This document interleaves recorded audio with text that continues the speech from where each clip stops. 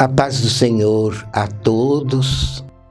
Irmãos, nesta mensagem eu gostaria de explicar aos irmãos como a Santa Vó Rosa, desde o início desta igreja, nos orientou a respeito dos compromissos que os apostólicos muitas vezes assumem nesta terra, que devem assumir tais compromissos com sabedoria, inclusive sobre o compromisso do namoro, do noivado, do casamento.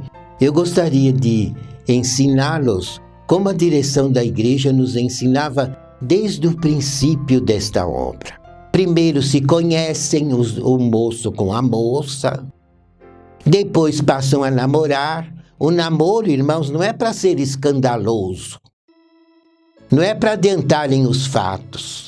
O namoro, segundo os planos de Deus, é para que se conheçam, para que se aproximem na conversa, no bom diálogo, no bom entendimento, para ver se vão combinar. Porque o plano de Deus é que vivessem sempre juntos, depois do casamento, não se separassem.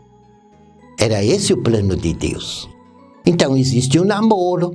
Se eles veem que dá certo, que se combinam, que realmente se gostam, então dão um passo à frente e passam para o noivado, que é um compromisso mais sério que antecede o casamento. Mas não é para se unirem antes do tempo. É para se respeitarem, se entenderem, verem se realmente vai dar certo a união dos dois. É para isso que existe esse preparo.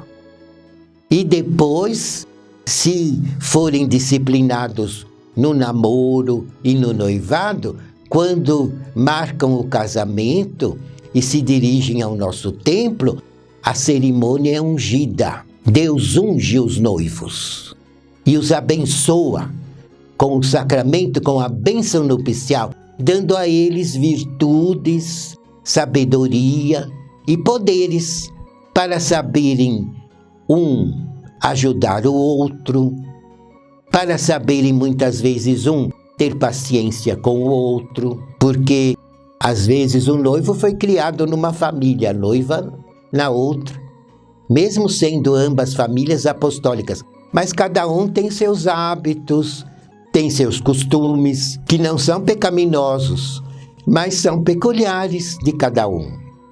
E aí, eles se unindo, têm que respeitar o que um gosta e que o outro gosta, e tem os dois de se atualizar para viverem em paz, na base do amor, da união, da paz, do perdão. Porque às vezes, se não se entendem muito bem, deve haver o perdão mútuo e haver o diálogo, para que a paz continue permanecendo no coração dos dois. Então é este o plano divino desde o começo. E ela orientou a direção para pregar este ensino e esta revelação, para que o nosso povo seja sábio e não se deixe iludir pelo pecado. Inclusive aqueles que desejam formar uma família. Devem saber que o namoro, conforme o juízo divino, conforme as leis de Deus, é um compromisso que assumem um com o outro. O moço com a moça, mas é um compromisso também com Deus, porque são filhos de Deus, principalmente os apostólicos. Então o namoro deve ser na seriedade, deve ser dentro da doutrina. O namoro é abençoado por Deus, mas deve ser realizado na prática do bem. Um compromisso sério. É lógico, os dois têm que se conhecer, mas não é com agarramento, não é com pecado, não é com abuso, mas é com diálogo, uma conversa pura, dentro da doutrina, dentro da disciplina, para que se entendam, para que se conheçam, para que vejam se realmente vai dar certo a união dos dois em casamento. Então é um preparo que estão tendo. E eu lhes digo que a Santa Vó Rosa lhes ajuda. Ela dizia sempre aos jovens: confie em Jesus, confie em mim, que nós os ajudaremos a encontrar a pessoa certa, dentro da igreja, que tem a mesma fé. Porque é lei divina. Apostólico deve casar-se com apostólica. Ambos na mesma fé, pertencente ao reino do céu, para que mereçam também a união, a unção e a bênção nupcial. Então a lei de Deus é assim. E ela nos ensinava: não adiantei os fatos, porque na hora certa Deus proverá. E eu e Jesus ajudaremos que se conheçam, os dois, para que assumam um compromisso sério, digno das bênçãos de Deus. É assim que deve ser o namoro. Na base do respeito, na base do amor fraternal de irmãos, na base do diálogo, da compreensão, para que se preparem para o compromisso do noivado, que é um compromisso ainda mais sério que antecede o casamento. E no noivado ainda dá tempo de um ver no outro se realmente vão se combinar, porque o casamento é um passo sério. Quem acha que o casamento, se der certo, deu, se não der paciência, não está enfronhado na nossa doutrina. Porque o casamento não é uma roupa que se veste, não. Que quando suja, tira para lavar e troca. Não é assim.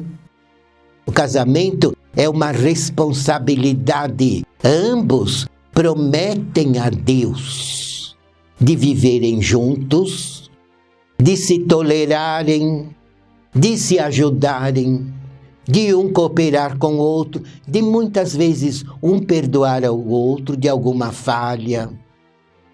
Porque às vezes cada um tem seu costume quando é solteiro, não é costume pecaminoso, mas acontece que precisam se entender. Cada um tem um hábito, cada um gosta de uma comida, cada um gosta da arrumação da casa de um jeito. Então, depois de unidos, precisarão se tolerar, ter paciência, um colaborar com o outro, um suportar o outro e um ajudar o outro a vencer neste santo caminho. Não é um ser pedra de tropeço do outro, não é assim. São unidos para viverem juntos e para se ajudarem. Tanto o homem precisa colaborar com a mulher, como a esposa deve ser uma companheira, ajudadora, consoladora do marido. É essa a função do casal diante de Deus. E é esse compromisso sério que assumem quando se casam nesta igreja. Porque depois vêm os filhos, e eles não pediram para nascer. Então os pais têm a obrigação de dar a eles o bom exemplo. Não somente o bom diálogo, com paciência, para ensiná-los a viver bem de acordo com a justiça divina. Mas o principal ensino é o exemplo, que pai e mãe têm a obrigação de dar aos filhos. Exemplo de fé, exemplo de obediência, exemplo de humildade, exemplo de perdão, exemplo de paciência, exemplo de longanimidade, exemplo de amor fraternal. Todas as virtudes divinas precisam existir nos filhos de Deus, tanto no marido como a esposa que pertencem a esta igreja. Então essas virtudes devem ser um exemplo aos seus filhos, para que eles também os respeitem. E quando lhes deem um conselho, eles acatem com sinceridade, com severidade, com firmeza de espírito, crendo que é o melhor para eles. O que o pai e a mãe está ensinando, advertindo e corrigindo com amor. Mas se não tiver exemplo, os filhos jamais lhes obedecerão. Podem ter certeza. Porque não terão respeito pela sua pessoa. Então, tanto pai e mãe precisa dar como ensino o seu exemplo de uma vida santificada, fiel e consagrada. Ora, o marido que mente para a esposa, o que ele está fazendo? Além de pecar, está ensinando os filhos a ser mentirosos. E não é esse o dever do pai. Se a mãe mente para o marido, o que ela está fazendo? A mentira não é de Deus. Está pecando. Está aqui dando que exemplo para os filhos? Um exemplo mau. Está ensinando os filhos a usar também de artimanhas, de fingimento, usar da mentira, que são defeitos que pertencem ao poder das trevas. São sentimentos maus. Se o pai e a mãe ficam brigando e não se entendem, e um ofende o outro, que exemplo estão dando para os filhos? Exemplo de paz? Não.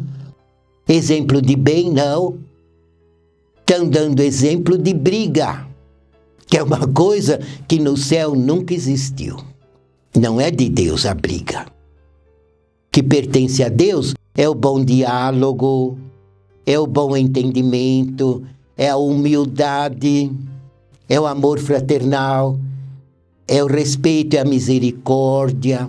Então é necessário que dê esses exemplos aos seus filhos para que possam educá-los e ajudá-los a permanecerem na igreja. E é muito bonito quando os pais são unidos, quando se respeitam, pai e mãe, um casal que se entende, que tem um diálogo, que conversam, que chegam um ao outro com humildade, sabendo se respeitar, tendo uma união que agrada a Deus, merecendo a companhia dos anjos, a guarda da Virgem Maria, a bênção da Santa Vó Rosa, a proteção do irmão Aldo e de todos os santos do céu.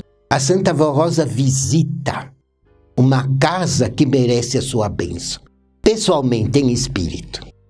Ela visita. Se o casal é fiel, é obediente e transmite bons exemplos aos seus filhos, merecem a companhia dela. E ela visita o seu lar para os abençoar, inspirar, dirigir, para lhes dar entendimento e sabedoria, para livrá-los do mal e para que os anjos tenham prazer em estar convosco. É um lar abençoado, é um pedaço da igreja que é um pedaço do céu na terra. Um lar abençoado é assim. E a família, irmãos, é a coisa mais sagrada que Deus deixou nesta terra. Por isso que eu lhes digo que é pecado ficarem pondo a família a perder. É pecado. Um casal só deve se separar ao extremo, quando houver uma traição mesmo. Mas do contrário, deve haver o perdão. Deve haver a longanimidade. Deve permanecer o amor. Deve permanecer a paz, o bom diálogo, o bom entendimento e o perdão. Aí sim, vocês criarão filhos para Deus. E se um filho ou outro se perder por culpa dele, vocês não terão nenhuma condenação pela perdição do filho. Mas se o filho se perder por culpa do pai e da mãe, que não souberam criá-lo, que não souberam educá-lo com amor, pai e mãe vão pagar, porque são devedores. Então, irmãos, estes são os preceitos da nossa igreja. A respeito do namoro, que é uma coisa muito séria, o noivado também, e o casamento é um voto que fazem a Deus uma promessa e que devem cumprir. Jesus, no seu tempo, perguntaram para ele sobre o divórcio. E ele foi direto, não foi meio termo. Ele disse: não separe o homem o que Deus uniu, a não ser por causa do adultério. Aí seria uma justificativa. Mas, ao contrário, devem lutar para ficarem unidos. Os filhos não pediram para nascer, e os filhos amam tanto o pai como a mãe. E sofrem quando ambos se separam. Podem crer. Os filhos sentem muito e ficam com aquela amargura no espírito. E às vezes abandonam até a igreja, porque se revoltam. Por isso que o pai e mãe devem pensar na responsabilidade que têm, porque os filhos precisam da sua ajuda e necessitam da sua união. Então façam assim, amem a sua família, ame o seu cônjuge com amor divino e fraterno, ame os seus filhos, tenham amor a Deus e queiram criar filhos para os céus. E assim serão sempre felizes, porque os anjos jamais os abandonarão. E o seu lar terá sempre paz e será sempre na terra um pedacinho desta igreja, cuja igreja é na terra um pedaço do reino dos céus. Que a Santa Vó Rosa e o irmão Aldo lhes abençoe grandemente. E eu convido os irmãos que voltem a nos ouvir na próxima oportunidade. Que a Santa Vó os abençoe com o Santo Irmão Aldo. Amém.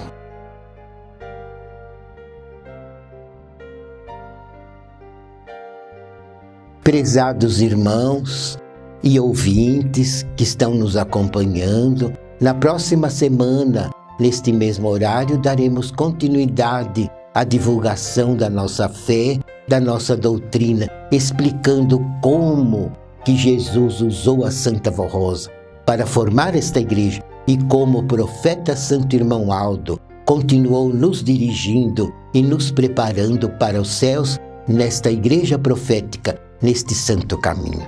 Que a Santa Vó Rosa, o profeta Irmão Aldo, Jesus, a Virgem Maria, o nosso Deus, vos abençoe. Amém.